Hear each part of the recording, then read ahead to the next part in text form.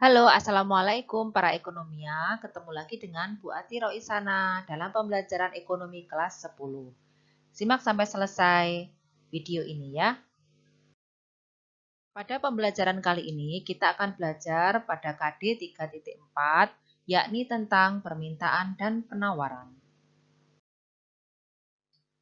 Tujuan pembelajaran kali ini adalah siswa dapat menjelaskan grafik permintaan dan penawaran, menjelaskan pergerakan di sepanjang grafik atau kurva permintaan dan penawaran, menjelaskan pergeseran kurva permintaan dan penawaran, menentukan fungsi permintaan dan penawaran. Nah, pada slide berikut kalian dapat lihat ini adalah contoh tabel permintaan suatu barang yakni buku ya. Di sisi kiri tabel kolom bagian kiri ini adalah harga yaitu P price bukunya, sedangkan di sisi kanan adalah jumlah permintaan atau quantitative of demand ya. Nah, kalian bisa lihat jika harganya mahal 5.000, maka permintaannya cuma 2. Jika harganya 4.000, maka permintaannya naik, dan jika harganya 1.000, permintaannya menjadi banyak. Jadi kalau ini permintaan ini adalah berbanding terbalik.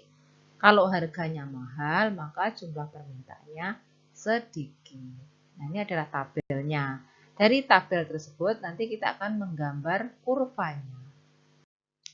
Pada slide kali ini, dari tabel kurva permintaan dari slide sebelumnya, kita dapat menggambar kurva permintaan. Nah, seperti pada gambar berikut, bahwa kurva permintaan itu menghubungkan dua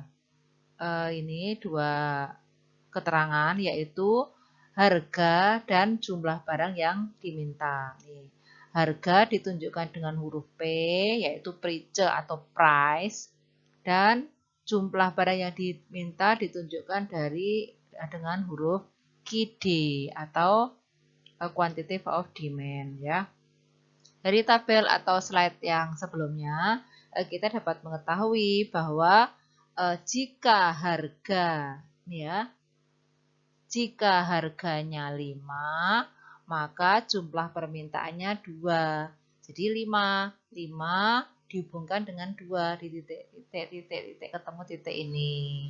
Nah, ini 2. Nah, gini ya. Nah, terus tabel selanjutnya, jika harganya turun menjadi 4.000, maka jumlah barang yang diminta menjadi 4. Nah, berarti gambarnya 4.000 di titik terus sama 4. Naik 4. Nah, titik di sini. Jika harganya 3.000, maka jumlah yang diminta 6. Makin turun nih. Kalau harganya makin turun, maka permintaannya makin naik. Nah, sesuai dengan hukum permintaan, yakni ceteris paribus. Nah, tinggal di titik. Terus dihubungkan, digambar seret. Ketemu ini, yaitu kurva kurva permintaan. Ini dijelaskan dengan huruf D ya. Nah, ini bentuk kurva permintaan itu menurun, pasti menurun dari kiri atas ke kanan bawah. Ini menurun kan? Kenapa kok menurun? Karena ada hubungan berkebalikan atau slope-nya negatif antara harga dan jumlah yang diminta. Demikian ya. Selanjutnya yang kita bahas pada slide ini adalah pergerakan kurva permintaan. Pergerakan kurva permintaan itu ada 2, yaitu pergerakan di sepanjang kurva. Ini di sepanjang nih, maksudnya di sepanjang tuh ini loh. Ini kurvanya tuh di sepanjang ini. Antara A, B, C itu di sepanjang.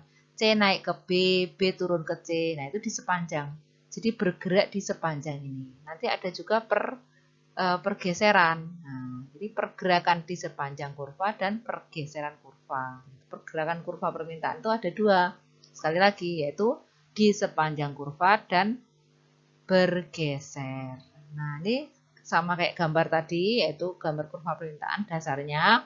Terus ini pergerakan titik A ke B ke C adalah pergerakan di sepanjang kurva D. Kenapa hal ini terjadi? Karena jumlah permintaan itu berubah akibat dari perubahan harga, yakni ceteris paribus. Nah ini adalah gambar ketika hukum permintaan terjadi. Jika harga naik, maka permintaan turun. Jika harga turun, maka permintaan naik. Ceteris paribus. Jadi kalau gambarnya ceteris paribus pasti bergeraknya di sepanjang kurva. Nah, setelah pergerakan di sepanjang kurva, yang berikutnya ini adalah pergerakan pergeseran. Jadi kurva permintaan itu bisa bergeser. Nih, bisa bergeser dari kurva D1 ke D3 bisa ke D2, bergeser. Nah, kenapa hal ini bergeser, kurva permintaan itu bergeser? Karena permintaan berubah akibat perubahan faktor selain harga. Jadi, kan kemarin sudah dibahas bahwa permintaan itu dipengaruhi selain harga barang itu sendiri juga selera, tingkat pendidikan, tingkat pendapatan, agama, sosial budaya. Nah, itu. Kalau ceteris paribus itu dipengaruhi oleh harga. Tapi kalau tidak ceteris paribus berarti dipengaruhi oleh faktor selain harga. Jadi ketika faktor selain harga itu mempengaruhi permintaan, maka kurva permintaan itu bukan bergerak di sepanjang kurva tetapi bergeser. Nah, yang sekarang slide kali ini kita akan membahas penawaran. Kalau tadi permintaan, penawaran. Pada intinya sama, cuma kalau penawaran itu dari sisi produsen. Dan hukum penawarannya juga berbeda. Kalau hukum permintaan itu slope-nya negatif, yaitu berhubungan berkebalikan. Kalau penawaran itu hubungannya searah, yakni antara harga dan jumlah yang ditawarkan atau GS. Searah itu maksudnya bagaimana? Jika harganya naik dari 1.000 ke 2.000, maka penawarannya juga naik dari 2 ke 4. Naik lagi 3.000 menjadi 6. Jadi makin banyak yang harganya, makin banyak yang ditawarkan. Nah, bagaimana dengan kurva penawaran? Nah, kurva penawaran bentuknya berbeda dengan kurva permintaan. Kalau kurva permintaan tadi adalah turun dari kiri atas ke kanan bawah, maka kurva penawaran itu naik dari kiri bawah ke kanan atas nih. Kiri bawah ke kanan atas. Kenapa naik? Karena ini menunjukkan hubungan antara P dan QS, antara harga dan jumlah yang ditawarkan itu berhubungan yang searah. Jika P naik, maka QS-nya naik. Jadi memiliki slope yang positif. Sama kayak kurva permintaan. Sumbu vertikal itu P, sumbu horizontal itu QS. Ya, demikian ya. Nah, sama juga dengan pergerakan kurva permintaan, kurva penawaran juga memiliki pergerakan. Pergerakannya juga sama, pergerakan di sepanjang kurva dan pergerakan bergeser. Sama juga dengan kurva permintaan, pergerakan di sepanjang kurva itu dari A ke B ke C, dari C ke B, dari B ke A. Nah, itu bergerak di sepanjang kurva. Kenapa kok bergerak di sepanjang kurva? Hal ini adalah karena ceteris paribus, yakni faktor yang mempengaruhi penawaran adalah harga atau perubahan harga barang itu sendiri. Jadi kalau penawaran itu dipengaruhi oleh selain harga, maka gambarnya bagaimana? Bukan seperti ini pergerakannya. Nah, slide kali ini kita akan melihat bahwa kurva penawaran itu juga bergeser sama seperti kurva permintaan tadi. Berarti kalau bergeser itu sebabnya apa? Sebabnya pasti selain harga barang itu sendiri. Berarti pasti tidak ceteris paribus ya.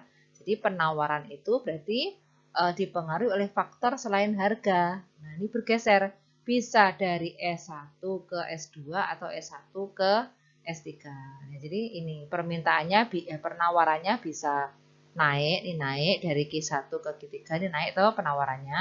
Kan makin ke kanan makin naik, makin ke kiri makin turun. Nah, Q2 makin turun. Nah, kalau penawarannya naik berarti geser ke kanan, penawarannya turun berarti bergeser ke kiri. Nah, ini. Kenapa kok bergeser? Karena dipengaruhi oleh faktor selain harga barang itu sendiri. Misalnya adalah teknologi, terus harga bahan baku, gitu ya. Nah, para ekonominya, di sini kita dapat lihat contoh soal, yakni di sini Ibu langsung memberi contoh soal tentang fungsi permintaan ya, langsung ke soal saja ya. Jika ada soal seperti ini tuh jawabannya bagaimana, gitu. Nah, ini fungsi permintaan suatu barang dinyatakan dalam persamaan QD sama dengan min 2P plus 25. Nah, ini di soal nih ya, di soal. Di soal seperti ini. Jika harga barang ditetapkan sebesar 10.000, harga atau price itu 10.000 per unit, maka jumlah yang diminta itu apa? Berarti QD, gitu. Nah, ini jawabannya. Diketahui fungsi permintaan ini. P-nya, price-nya itu 10.000. Yang ditanya apa? QD. Berarti kita masukkan, substitusi saja. Jawab. QD sama dengan min 2P plus 25. QD sama dengan min 2P min 2 kali, nah P-nya diganti 10.000. Jadi min 2 kali 10.000 ditambah 25. QD sama dengan min 20.000 plus 25, 25.000 sama dengan 5.000. Gampang toh? Nah, soal seperti ini tentang substitusi saja ya, bisa fungsi penawaran juga sama.